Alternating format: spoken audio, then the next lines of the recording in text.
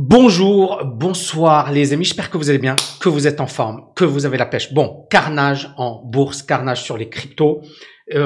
L'explication, encore une fois, c'est les taux d'intérêt, c'est l'inflation, c'est l'incertitude par rapport à voilà ce qui va se passer, notamment sur le plan inflation. Donc ce que je vais faire, c'est que je vais tout d'abord revenir rapidement sur cette map, voilà, qui représente le marché sur une semaine. Donc, on voit Microsoft qui perd 6,31%, Google 8,88%, Facebook moins 10%, Berkshire, la boîte de Warren Buffett, moins 8%, Apple moins, bref, le carnage. Amazon moins 12,80%, Nvidia moins 17%, Tesla, ça doit être par, alors Netflix moins 29%. Donc, on voit effectivement un véritable carnage. C'est juste dingue ce qui est en train de se passer. Et là, voilà, Tesla, moins 17%, Disney, moins 13%. Bref, je pense que c'est pas la peine d'en faire plus. Et sur les crypto-monnaies, bon, on a le roi Bitcoin qui perd 34% en un mois, pardon. L'Ethereum, 46% en un mois. Et puis, on a, voilà, Binance, on a, voilà, Cardano, le Ripple, etc., Solana. Voilà, Solana d'ailleurs, c'est juste là, vous voyez, ça c'est le Nasdaq aujourd'hui. Vous voyez les volumes qui commencent à exploser. Et comme je vous l'avais déjà dit, on est effectivement dans une tendance.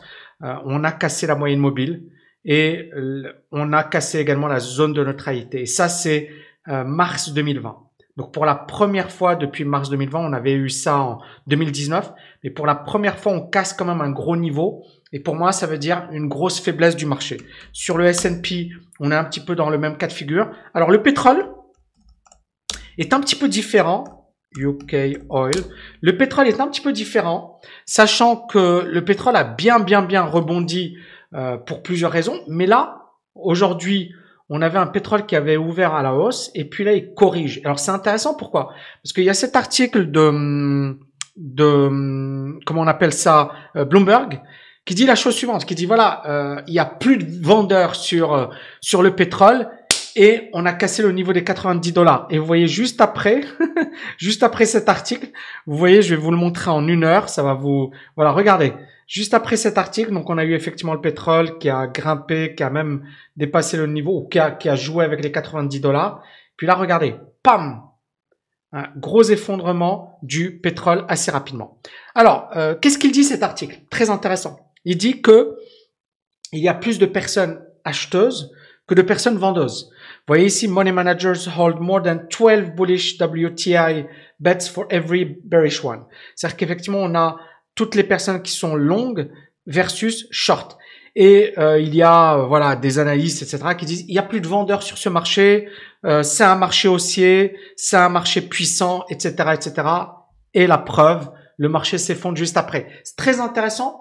Encore une fois, ça prouve l'importance d'acheter quand tout le monde dit qu'il faut vendre et inversement de vendre quand tout le monde dit qu'il faut acheter. Maintenant, ça c'est vraiment du court terme.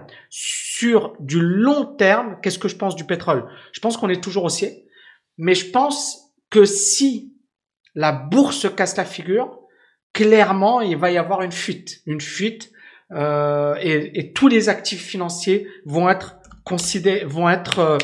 clairement touchés. Là, vous voyez TLT, donc ça c'est les obligations qui montent légèrement. On a également l'or.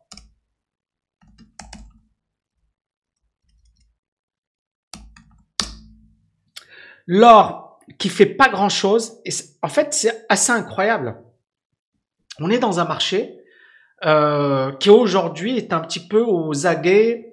Et je pense que beaucoup d'argent, c'est pas je pense, et j'en suis sûr, il y a beaucoup d'argent en cash aujourd'hui. Il y a beaucoup d'argent qui est parti en cash. Parce que les obligations, on leur fait pas trop confiance. Pourquoi? Parce que les taux d'intérêt sont extrêmement faibles, les dettes sont importantes, et voilà. Même si, normalement, d'accord, et on le voit bien, ça se comporte pas trop mal, mais c'est pas non plus la folie. Alors que les indices sont en train de se casser la figure.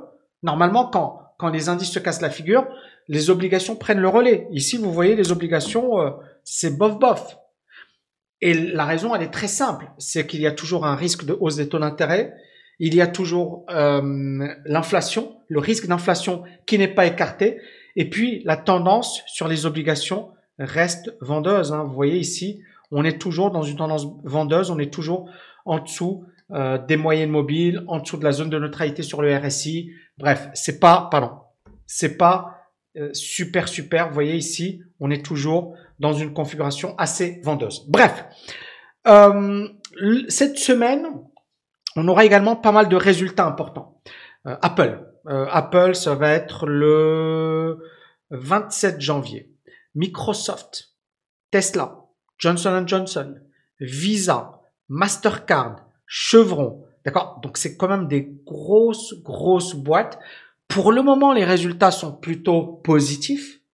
Est-ce que ça a empêché la baisse de la bourse? La réponse est non. La bourse a continué. La bourse, est-ce que ça a empêché la baisse de la bourse plutôt? Ben non, parce que on a aujourd'hui un phénomène de panique et ça n'a rien à voir avec les résultats. Et c'est là où, rappelez-vous, je vous avais parlé à un certain moment des phénomènes de mode. C'est-à-dire qu'à un certain moment, en fait, on va rechercher toutes les nouvelles pour accréditer un mouvement haussier, par exemple. Mais quand le mouvement il est baissier, on peut avoir toutes les nouvelles positives au monde, ça ne va pas empêcher la bourse de baisser. D'accord? Et c'est quelque chose que je développe dans mon bouquin L'art du trading. Et c'est vraiment un concept très important. Dans les années après le crack des valeurs technologiques, on a Alan Greenspan qui a baissé les taux d'intérêt à de nombreuses reprises. Et en fait, on s'est aperçu qu'à chaque fois qu'il baissait les taux d'intérêt, le marché montait légèrement et puis il baissait. Puis à chaque fois qu'il baissait, il montait, il baissait. Il montait, il baissait. Et donc, en fait, toutes les hausses de taux d'intérêt qui ont été entraînées par Alan Greenspan, qui ont été créées par Alan Greenspan, n'ont pas empêché la baisse du marché. Vous voyez, c'est ici. Alors, je vous montre là. Donc, pardon. Voilà, super. Donc, vous voyez ici la forte baisse des taux pratiqués par la Fed entre janvier et novembre 2001, 6,5% à 1,75%, et on voit que ça baisse. Et justement, c'est toute une partie sur l'analyse psychologique. C'est le chapitre 4, c'est la page 135.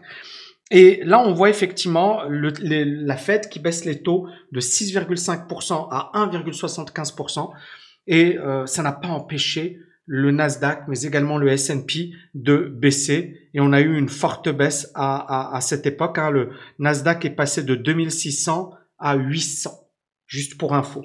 Donc, on est clairement aujourd'hui dans une situation risquée, hein, il faut le dire. Donc, les résultats, ils vont être publiés cette semaine.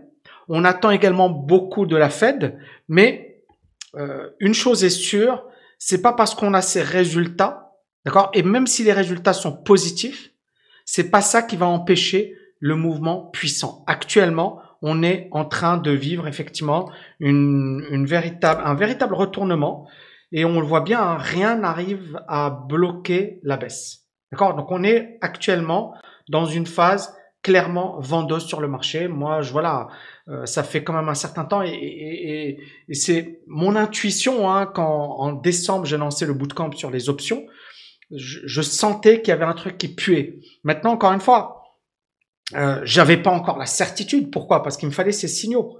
D'accord? Il me fallait ces cassures, il me fallait casser des gros niveaux, il fallait que sur une base hebdomadaire on casse, d'accord? Les moyennes mobiles, etc. Maintenant, on peut très bien avoir une situation de ce genre, c'est-à-dire on peut très bien avoir un truc comme ici avec le Covid ou comme avant, d'accord? C'est-à-dire on peut avoir très bien encore 1, 2, 3 semaines de baisse et puis ça repart à la hausse. Pourquoi? Parce que les gens vont se dire oui, mais mon argent, et puis si l'inflation vous voyez ce que je veux dire? Donc aujourd'hui, clairement, on est à la croisée des chemins, d'accord? On est dans une situation où on sent que le marché il est très très faible et que ça peut vraiment faire très mal, surtout si la Fed ne calme pas le jeu.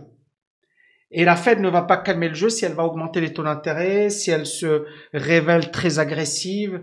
Si. D'ailleurs, le fait que le pétrole baisse aujourd'hui n'est pas forcément une mauvaise nouvelle. Pourquoi? Parce que le pétrole qui monte, ça signifie tout simplement de l'inflation, ça signifie tout simplement un risque de hausse des taux d'intérêt encore plus important. Et donc ça, c'est pas bon du tout pour les marchés. Et donc on le voit ici avec cet article où le Dow Jones, voilà, continue de baisser pour la 7e journée consécutive. Dow Jones qui baisse, le Nasdaq, le S&P. On a également alors ici c'est très intéressant.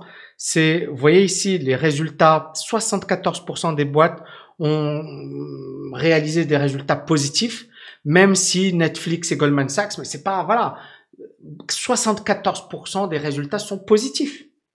Donc, normalement, les marchés auraient dû, vous voyez ce que je veux dire? Et donc, quand vous avez des nouvelles positives et que le marché baisse, ça veut dire tout simplement que la psychologie, elle est vraiment baissière. Et puis, on a bien évidemment toujours cette crainte de hausse des taux d'intérêt. Vous voyez ici les taux d'intérêt qui bondissent parce qu'on s'attend à une hausse des taux d'intérêt de la part de la Fed. Alors, l'autre gros perdant, c'est le Bitcoin, hein, 130 milliards de dollars wiped off, c'est-à-dire effacé du marché des cryptos en 24 heures. En 24 heures.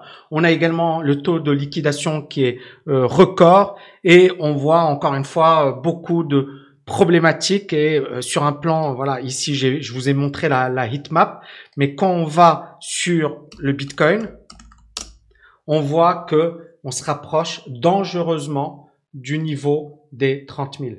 Donc ça vaut 34 000 actuellement. Le niveau des 30 000, pour moi, tout le monde en parle. Alors, ça fait longtemps que j'en parle, bien sûr, mais clairement, pourquoi? Parce que c'est un niveau de support.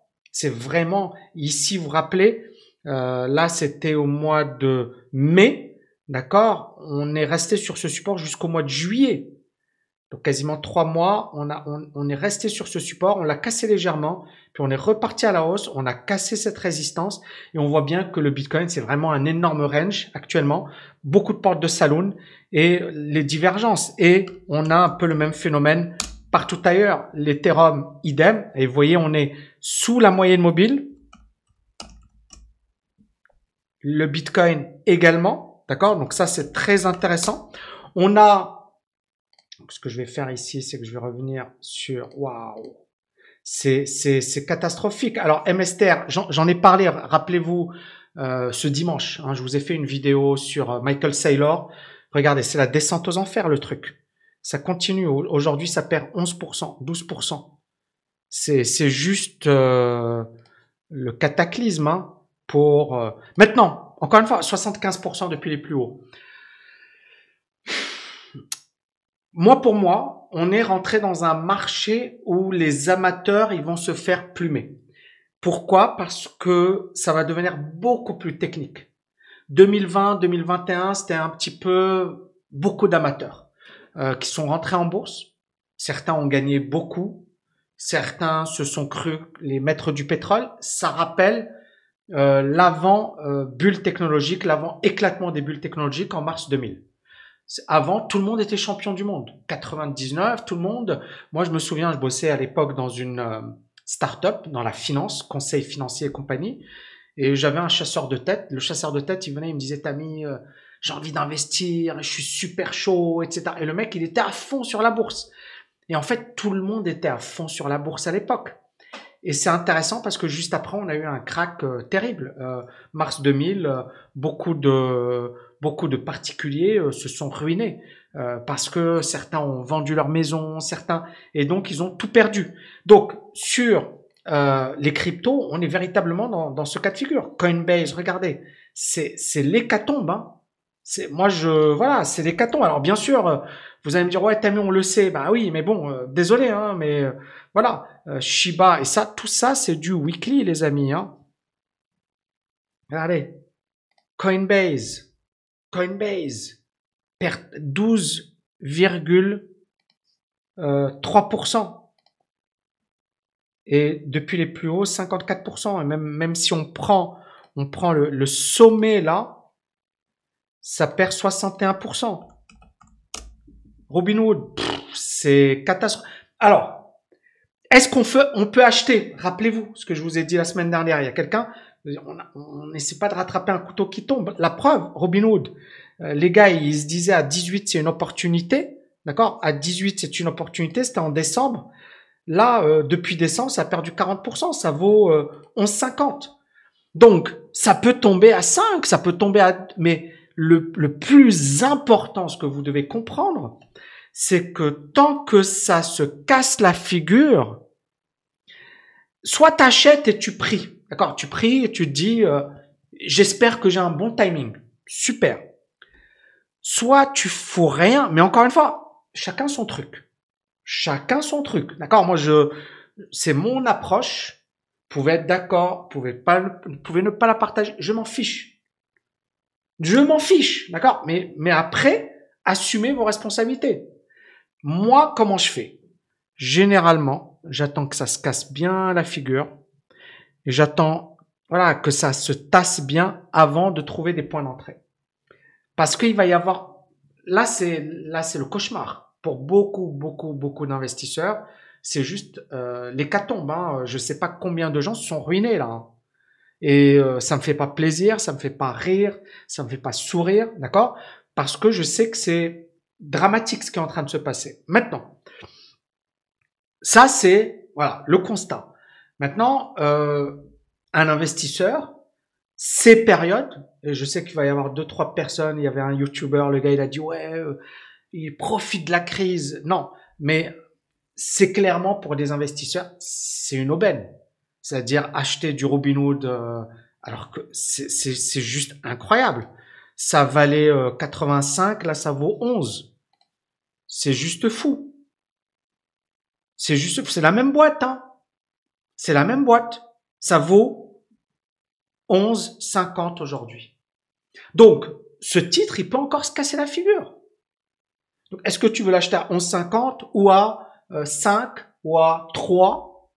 Et ça, on peut pas le savoir. Donc, soit, et alors, l'autre point, c'est que quand une boîte se casse la gueule, c'est même dangereux de l'acheter parce que peut-être que derrière, il y a un truc qui nous échappe. C'est comme Wirecard. D'accord? Il y a beaucoup. Alors, on savait que c'était quand même, mais cette boîte s'est effondrée, quoi. Et cette boîte s'est effondrée parce que le Big Boss, il avait fait un énorme, comment dirais-je, c'était une énorme arnaque.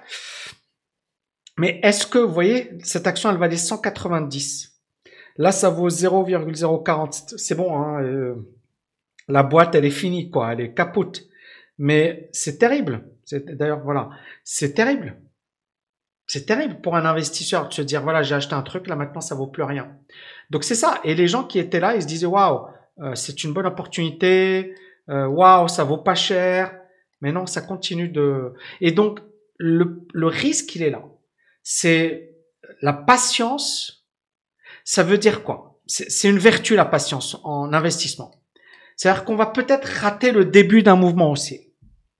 Ça veut dire qu'on va peut-être ne pas rentrer au plus bas. Et comme je l'ai dit assez souvent, les gars qui achètent là et qui vendent et qui vendent là juste avant un retournement, ce sont des énormes mythos. Et c'est une réalité, c'est-à-dire personne n'achète au plus, même, allez, Warren Buffett, Ray Dalio, vous allez leur dire ça, ils vont se foutre de votre gueule. Tu lui dis, j'achète là et je vends là, ils vont se foutre de ta gueule. Et il y a un mec que j'adore qui s'appelle Paul Tudor Jones. Et Paul Tudor Jones, il dit, je n'essaie jamais d'acheter le plus bas ou de vendre le plus haut. Il dit, j'essaie généralement d'acheter là et de vendre là. Vous voyez ce que je veux dire? Et pour moi, ça me suffit amplement. Donc, pour moi, mon raisonnement, il est très simple. Actuellement, il y a des gens qui sont en train de chercher des points bas. Et le problème, c'est que ça monte, ça se casse la figure. Ça monte, ça se casse la figure. On n'en est qu'au début du mouvement. Si on parle de crack sur le Nasdaq, on n'a encore rien vu. On est d'accord? On prend le Nasdaq. On n'a encore rien vu. Là, si on est réellement dans un crack, là, c'est de la rigolade. Ça, c'est de la rigolade, cette baisse. D'accord? C'est rien. C'est rien. Et donc, soit on a un scénario du genre, ça repart comme si de rien n'était, mais dans ce cas, restez en ETF et restez investi sur des choses que vous maîtrisez, pas sur des actions, et on le voit, le danger des actions. Travaillez les options également, l'objet du bootcamp qui arrive dans pas longtemps, et ça va être extrêmement puissant parce qu'on va aborder tous ces cas de figure. Donc ça, c'est la première chose. Mais pour les gens qui vont vouloir acheter des actions, etc., pour moi, si le crack se poursuit, il vaut mieux attendre véritablement la fin de la baisse. Cette fin de la baisse, elle peut prendre 6 mois, elle peut prendre 12 mois, elle peut prendre 2 ans, ou elle peut prendre 3 mois, mais ça c'était le Covid, mais c'était rien quoi. C'est-à-dire, c'est pas un crack. Le Covid, c'était pas un crack. Pour moi, c'était pas un crack. C'est juste voilà. Mais derrière, il y a eu des, comment dirais-je, des moyens colossaux pour soutenir la bourse. Donc, là, on est véritablement dans une situation où le crack n'en est qu'à ses débuts. Beaucoup de gens vont se dire, c'est des opportunités, il faut acheter, il faut acheter. Et moi, alors, bien sûr, si, je le dis, si tu as investi genre Booster Plus, ce qu'on utilise. D'ailleurs, là, aujourd'hui, sur Booster Plus, on n'est plus sur les actions. D'accord? Les signaux nous disent, il faut se mettre sur les obligations. Bon. Si tu es dans une optique vraiment long terme, etc., tu t'en fiches de la baisse et tu vas même en profiter pour faire du DCA. D'accord? Si tu es dans une optique stock picking et tu veux acheter des actions genre Robinhood, genre, je sais pas moi, Coinbase ou Tesla, ou c'est vraiment, vraiment, vraiment, vraiment trop tôt pour se positionner maintenant. C'est vraiment trop tôt. Moi, je pense qu'on peut avoir, et encore une fois, je peux me tromper, je m'en fiche si je me trompe. Vous voyez, Tesla, ça pue. Et en fait, je pense qu'on va avoir véritablement des points intéressants pour rentrer, pour se positionner. Et clairement, voilà, c'est pas le moment. Moi, je pense. Après, je vais peut-être dire une énorme connerie, mais je préfère la dire maintenant et voilà. Donc Bitcoin, je pense qu'on est bon. Ensuite, on a toutes les valeurs. Shiba qui se casse la figure, Marathon, voilà, c'est cata. Solana, alors Solana, ça valait quelque chose comme 256. Ça vaut aujourd'hui 87. Ça a perdu 66% depuis les plus hauts. IOTA, voilà, le Dogecoin, voilà, tout s'effondre. Donc clairement, il va falloir être extrêmement vigilant parce qu'il y a beaucoup de gens. Alors, soit encore une fois, deux approches. Il y a l'approche timing. D'accord? On veut se positionner à un moment où le marché va reprendre à la hausse. Et donc, pour le moment, c'est trop tôt. On n'a aucun signal de retournement. D'accord? Soit on est dans une optique long terme. Et là, clairement, il y a du DCA et clairement, c'est intéressant. Pourquoi? Parce que ça se casse la figure. Et si on a vraiment une perspective long terme, ça veut dire 3 ans, 5 ans, 10 ans, on s'en fiche. Ce qui est intéressant, c'est que ce crack sur les cryptos, il intervient en janvier 2022. Le précédent crack, il avait démarré en janvier 2018. Et ça a duré jusqu'en 2020, hein, rappelez-vous. Et donc 2018, 2019, 2020.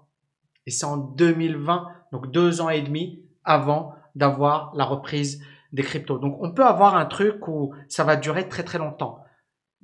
Mais moi perso, je n'en sais rien. Voilà, je suis assez humble pour dire que sais-je, sinon que je ne sais rien.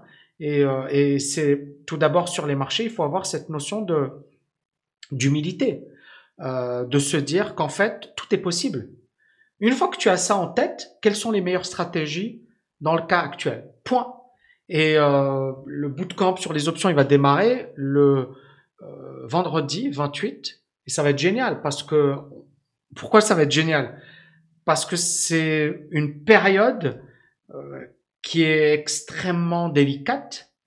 Et moi, mon but, ça va être de montrer comment on peut gérer avec des options, etc., ce type de période. Donc, ça va être une étude de cas grandeur nature, puisque je vais même prendre des positions, je vais avoir mon portefeuille, et puis ça va être vraiment du très, j'espère encore une fois que mes étudiants vont adorer, ça va être du très lourd, mais voilà, les options, il faut maîtriser les options aujourd'hui.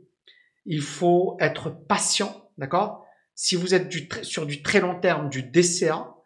Et puis, pour moi, là, on est dans de la pure anticipation. On sait pas ce qui va se passer. D'accord? Et le problème, il est là. C'est-à-dire que le mec qui se dit, oh là là là, qui se dit, ah, le Bitcoin, il est pas cher, c'est génial, etc. Je reviens sur le Bitcoin. OK. On est bien d'accord qu'on n'est pas loin des 30 000. D'accord? Pour moi, si ça casse les 30 000, ça pue de chez pu. Ensuite, sur une base hebdomadaire, le Bitcoin, il ressemble à ça. Ça ressemble à une correction. C'est pas dramatique. Ça peut aller sur les 30 000 et repartir à la hausse. Mais si les marchés type Nasdaq, type S&P craquent, le Bitcoin va suivre. Et il peut aller sur les 20 000, voire les 13 000. D'accord? C'est pas impossible. Et donc, à partir de là, il faut vraiment être un stratège. Il faut pas être un joueur de loto ou voilà, il y a des gens qui ont eu de la chance, tant mieux pour eux, je suis très content. Mais là, il va falloir utiliser beaucoup plus sa jugeote et se dire, OK, si on a tel cas de figure, qu'est-ce que je fais? Si on a telle autre situation, qu'est-ce que je fais? Là, ça va être super technique. Les options, ça va être énorme parce que ça va permettre de bien gérer ces situations. Et puis, bien évidemment, limiter les dégâts à max parce que je suis convaincu qu'il y a beaucoup de gens qui se sont fait trucider malheureusement. Merci infiniment les amis, j'espère que vous avez kiffé cette vidéo. N'oubliez pas de la liker, de la partager. Je fais pas mal de contenu ces derniers temps, ça me demande beaucoup de travail. Mais voilà, mon but c'est de vous apporter de la valeur. On est dans un moment charnière sur un plan marché financier. Je suis pas Madame Irma, je suis pas voilà. Je préfère vous dire les gars qui vont me dire ouais t'avais dit ci, t'avais dit ça. Je pense que je dis pas beaucoup de conneries, mais que ça peut m'arriver de dire des conneries. Donc à un certain moment, les gars qui sont là à rechercher les conneries que je vais dire, vous allez en trouver. Maintenant, les gens qui sont un petit peu honnêtes et qui vont voir, ouais, Tammy, il avait dit ça, et c'est vrai que ça s'est passé comme ça. Donc moi, il y a quelqu'un qui me dit, ouais, Tammy, t'es contre les cryptos, pourquoi t'es baissier, pourquoi tu stresses? Non, quand le Bitcoin a explosé, là, je disais, je suis acheteur. Et regarde mes vidéos. Quand il y a plusieurs moments, je disais, je suis acheteur, je suis acheteur. Et il y a des moments où je disais, moi, je touche pas. Moi, je suis à l'écart. Mais encore une fois, c'est moi. Moi, encore une fois, je vais vous dire un truc. Parmi mes étudiants, j'ai un gars qui a gagné beaucoup d'argent. Je pourrais dire c'est grâce à moi. Non, c'est grâce à lui. Parce qu'il va pas me distribuer les millions et je vais jamais lui demander. Et je vais vous dire un truc. Il faut vraiment assumer ses responsabilités. Le plus important pour un investisseur, c'est de ne jamais accuser les autres de ces conneries. T'as fait une connerie, t'assumes. J'en ai fait plein des conneries dans ma vie. J'en ai fait plein et je vais continuer d'en faire. C'est la vie. Mais la meilleure manière d'avancer dans la vie, c'est d'accepter rapidement qu'on a fait une erreur et de passer à autre chose. Sur ce, les amis, je vais conclure cette vidéo. J'espère que vous avez kiffé. N'oubliez pas de liker, de partager et je vous dis à bientôt. Ciao, ciao, ciao.